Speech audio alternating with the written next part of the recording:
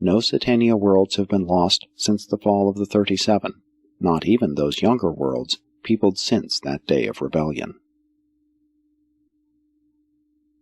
8. The Son of Man on Urantia.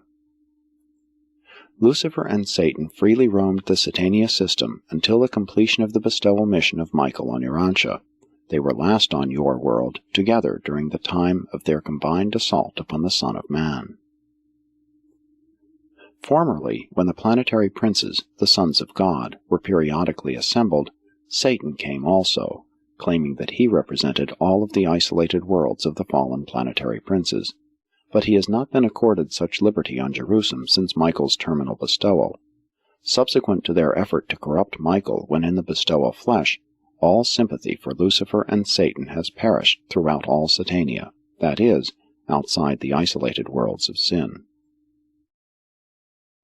The bestowal of Michael terminated the Lucifer rebellion in all Satania aside from the planets of the apostate planetary princes.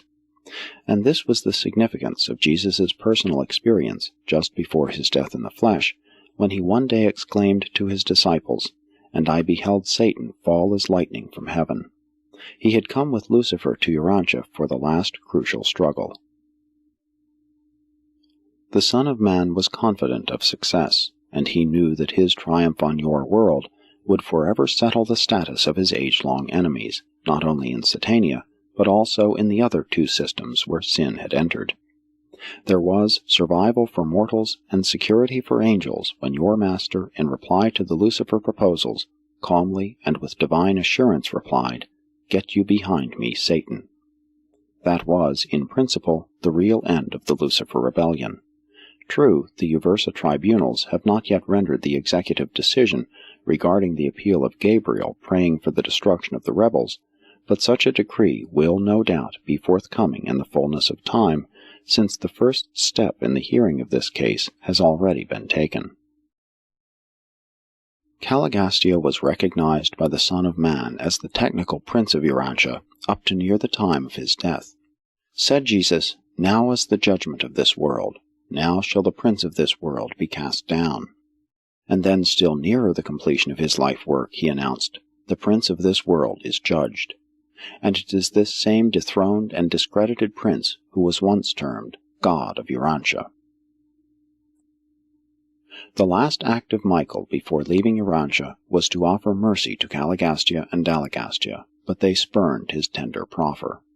Caligastia, your apostate planetary prince, is still free on Urantia to prosecute his nefarious designs, but he has absolutely no power to enter the minds of men, neither can he draw near to their souls to tempt or corrupt them, unless they really desire to be cursed with his wicked presence.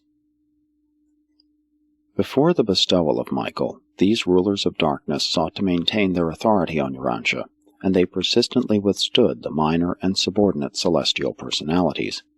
But since the day of Pentecost, this traitorous Caligastia and his equally contemptible associate Dalagastia are servile before the divine majesty of the Paradise Thought Adjusters and the protective spirit of truth, the spirit of Michael, which has been poured out upon all flesh.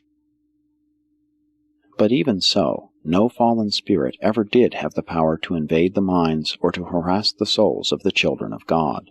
Neither Satan nor Caligastia could ever touch or approach the faith sons of God. Faith is an effective armor against sin and iniquity. It is true, he who is born of God keeps himself, and the wicked one touches him not.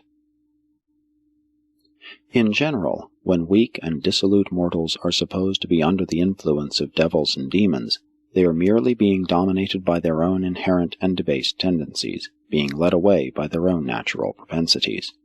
The devil has been given a great deal of credit for evil which does not belong to him. Caligastia has been comparatively impotent since the cross of Christ. 9. Present status of the rebellion. Early in the days of the Lucifer rebellion, salvation was offered all rebels by Michael. To all who would show proof of sincere repentance, he offered, upon his attainment of complete universe sovereignty, forgiveness and reinstatement in some form of universe service.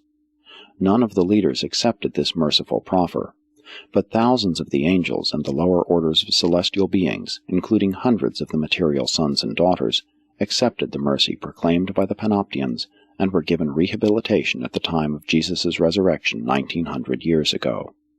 These beings have since been transferred to the Father's world of Jerusalem, where they must be held, technically, until the Uversa courts hand down a decision in the matter of Gabriel versus Lucifer. But no one doubts that, when the annihilation verdict is issued, these repentant and salvaged personalities will be exempted from the decree of extinction. These probationary souls now labor with the Panoptians in the work of caring for the Father's world.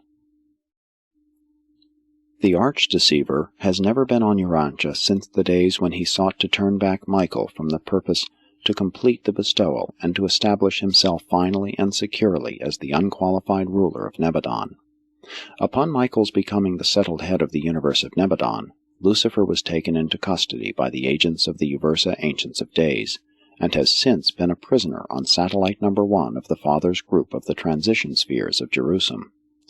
And here the rulers of other worlds and systems behold the end of the unfaithful sovereign of Satania.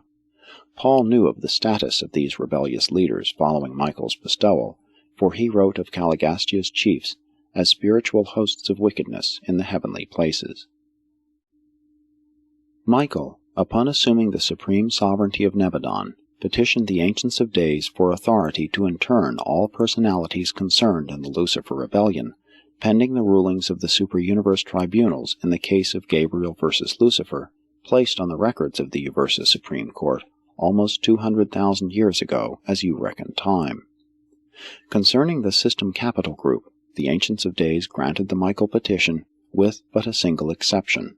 Satan was allowed to make periodic visits to the apostate princes on the fallen worlds, until another Son of God should be accepted by such apostate worlds, or until such time as the courts of Uversa should begin the adjudication of the case of Gabriel versus Lucifer. Satan could come to Urantia because you had no son of standing and residence, neither planetary prince nor material son.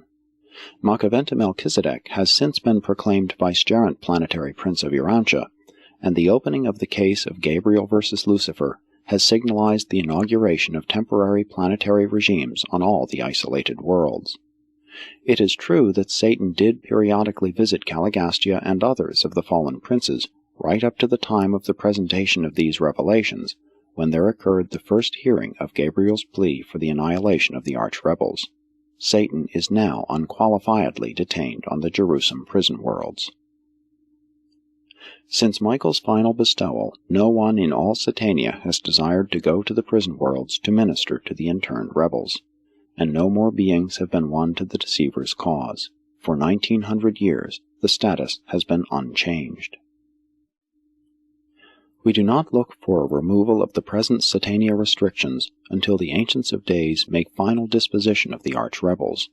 The system circuits will not be reinstated so long as Lucifer lives. Meantime, he is wholly inactive. The rebellion has ended on Jerusalem. It ends on the fallen worlds as fast as divine sons arrive. We believe that all rebels who will ever accept mercy have done so.